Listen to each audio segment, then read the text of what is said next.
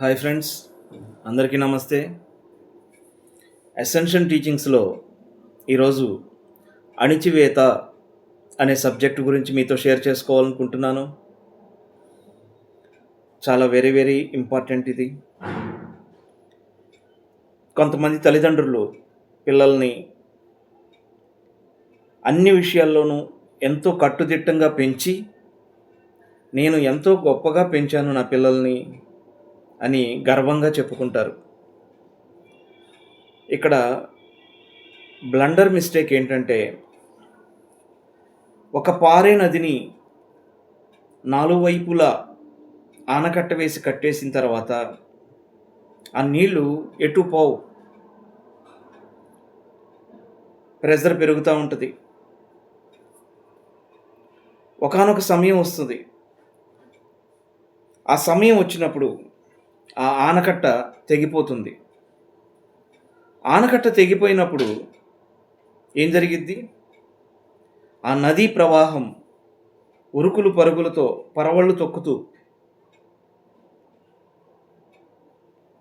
చుట్టూ ఉన్న మనుషులను, చుట్టూ ఉన్న పొలాలను, ప్రకృతిని, చెట్లు కూడా పడిపోయేంత స్పీడ్గా ఆ ప్రవాహం జరుగుతుంది. దేనినైతే అడ్డుకట్ట వేస్తామో అది ఎప్పటికైనా సరే దాన్ని ఛేదించుకొని ముందుకెళ్తుంది. ఎప్పటికైనా సరే. అలాంటిదే ప్రస్తుతం పిల్లల పరిస్థితులు ఈ విధంగానే ఉన్నాయి. పిల్లల్ని సినిమాకి వెళ్తాము అని వాళ్ళంటే వద్దు అని నియంత్రించినప్పుడు ఏం జరిగిద్ది? ఈసారి చెప్పకుండా అబద్ధం చెప్పి సినిమాకి వెళ్తారు. వాళ్ళు అబద్ధం చెప్పడానికి అవకాశం కల్పించింది తల్లిదండ్రులే. వాళ్ళని బలవంతాన నియంత్రిస్తున్నారు. నియంత్రణ ఎప్పటికైనా సరే ప్రమాదమే అవుతుంది. పిల్లలు వాళ్ళకి నచ్చిన చదువు చదవాలనుకుంటారు, కానీ తల్లిదండ్రుల యొక్క ఇష్టాన్ని, వాళ్ళు చెప్పిన చదువునే చదవాలి అలా నియంత్రిస్తారు కొంతమంది. అందరూ కాదండి, కొంతమంది. అలాగే పిల్లలు ప్రేమించి పెళ్లి చేసుకోవాలనుకుంటే అక్కడ కూడా తల్లిదండ్రులు నియంత్రిస్తారు. అది వారి ప్రేమ, కాదనడం లేదు. కానీ గుర్తుపెట్టుకోండి, ఒక స్ప్రింగ్ మీద ఒక రాయిని పెట్టిన తర్వాత ఆ రాయిని పడదోసి స్ప్రింగ్ లెగవటానికే చూస్తుంది. బరువు ఉన్నంతకాలం ఆ స్ప్రింగ్ అణిగే ఉంటుంది. పిల్లలు కూడా తల్లిదండ్రుల యొక్క అదుపాజ్ఞల్లో పెరిగేంత వరకు, వాళ్ళకి రెక్కలు వచ్చేంత వరకు తల్లిదండ్రులకి లోబడి జీవిస్తారు. వారికి వేరే గత్యంతరం లేదు. అందరు తల్లిదండ్రుల గురించి కాదండి. నియంత్రణ పేరుతో పిల్లల్ని కట్టుదిట్టంగా మేము పెంచుతున్నామని పేరుతో పిల్లల్ని నియంత్రిస్తున్నటువంటి వాళ్ళ నియంతలకు చెప్తున్నటువంటి విషయం, మీరు చేస్తున్నటువంటి ఈ తప్పు వలన సొసైటీ ఎంతో భ్రష్టు పట్టిపోతుంది. నియంత్రణ అనేది ఎప్పటికైనా ప్రమాదాన్ని సృష్టిస్తుంది. ఒక పారే నదికి అడ్డుకట్ట వేస్తే అది ఒకప్పుడు ఆ అడ్డుకట్టను పగలగొట్టేసుకొని చుట్టుపక్కల ఉన్నటువంటి సొసైటీని ముంచేస్తుంది. స్ప్రింగ్ మీద రాయి పెడితే ఆ రాయిని పడదోసి పైకి లెగవడానికి చూస్తుంది. పిల్లల్ని అణిచివేస్తే వాళ్ళు ఎదిగిన తర్వాత తిరిగి మిమ్మల్ని కూడా అణిచివేస్తారు. గుర్తుపెట్టుకోండి, అణిచివేత ఎప్పటికైనా ప్రమాదమే. ఈరోజు సొసైటీలో చూస్తే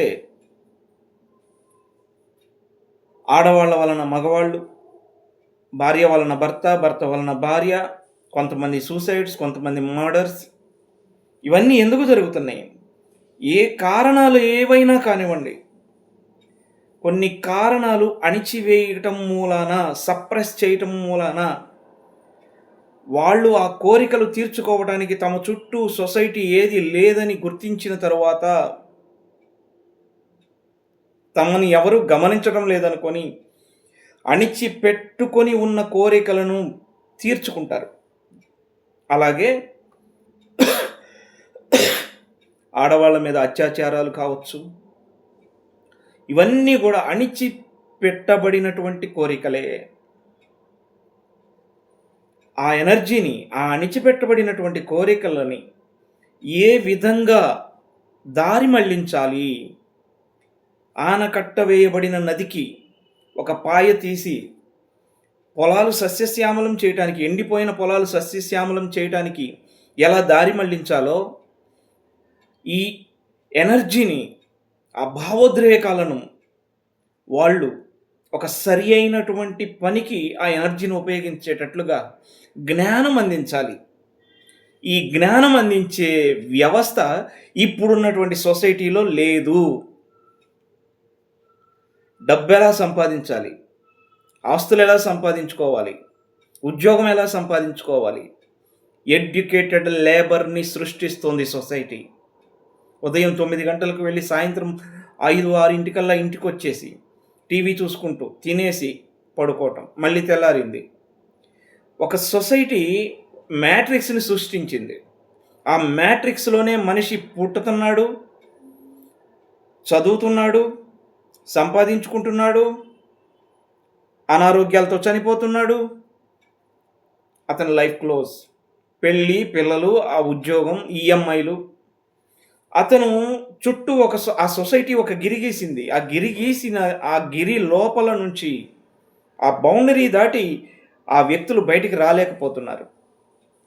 90% సొసైటీ అట్లాగే ఉంది. ఒక జ్ఞానం పొందినటువంటి వ్యక్తులు మాత్రమే ఆ మ్యాట్రిక్స్ని బద్దలు కొట్టగలరు, ఆ మాయను ఛేదించుకొని రాగలరు. ఈ సప్రెషన్స్ కూడా, అణిచివేతలు కూడా ఎన్ని యుద్ధాలకు కారణమో ఒక ఎగ్జాంపుల్ మీతో చెప్తాను. హిట్లర్ ఒక మంచి విద్వాంసుడు, సంగీత విద్వాంసుడు, వయోలిన్ సంగీత విద్వాంసుడు కావాలనేది అతని కోరిక. కానీ అతని తండ్రి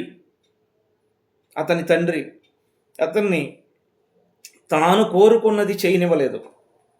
గుర్తుపెట్టుకోండి, దేవలోకంలో ఉన్నప్పుడు, ఆత్మల తలంలో ఉన్నప్పుడు హిట్లరు భూమి మీద సంగీతాన్ని నేర్చుకోవాలని జన్మ తీసుకుని భూమి మీదకి వచ్చాడు. కానీ అతని సంగీతం అనేది ఒక అద్భుతమైనటువంటి దివ్యత్వానికి సంబంధించినటువంటి విద్య. ఎంతో శక్తివంతులు మాత్రమే సంగీతాన్ని సాధన చేయగలరు.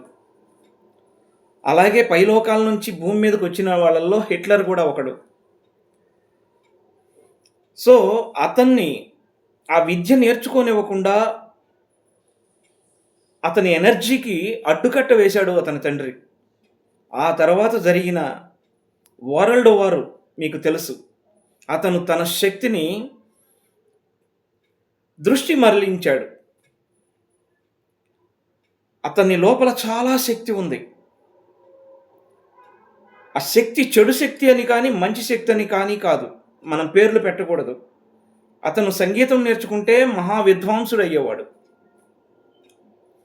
కానీ ఆ ఎనర్జీ ఉన్నటువంటి ఆ శక్తి మరొక దారి మళ్లించాడు. తను ఒక మంచి వాక్చాతుర్యం కలిగినటువంటి మాటకారి అయ్యాడు. ఏమయ్యింది? అతని ప్రభావానికి ఎంతోమంది యుద్ధంలోనికి దిగారు, లక్షల మంది చనిపోయారు.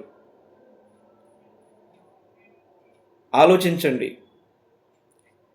ఏ తల్లిదండ్రులైనా సరే బిడ్డల యొక్క ఇష్టాలను, అయిష్టాలను అర్థం చేసుకొని నెరవేర్చగలిగినవి నెరవేర్చండి. సప్రెషన్ అనేది చెయ్యకూడదు. సప్రెషన్ చేశారా, అణిచివేతకు గురి చేశారా, వారి వలన సమస్య ఫస్ట్ వాళ్ళకి, వారి కుటుంబానికి, తర్వాత ప్రపంచానికి, సొసైటీకి. ఈరోజు సొసైటీలో జరుగుతున్నటువంటి రేపులు కావచ్చు, ఆత్మహత్యలు కావచ్చు, గొడవలు కావచ్చు, యుద్ధాలు కావచ్చు, అన్నీ కూడా సప్రెషన్స్ వలనే. ఎస్ మాస్టర్స్, దీని వెనుక ఆధ్యాత్మిక కోణం ఉంది. ఇది అర్థం చేసుకోవడానికి మీకు అందరికీ శక్తి కావాలని ప్రార్థిస్తూ లోకా సమస్త సుఖినో భవంతు. Thank you very much.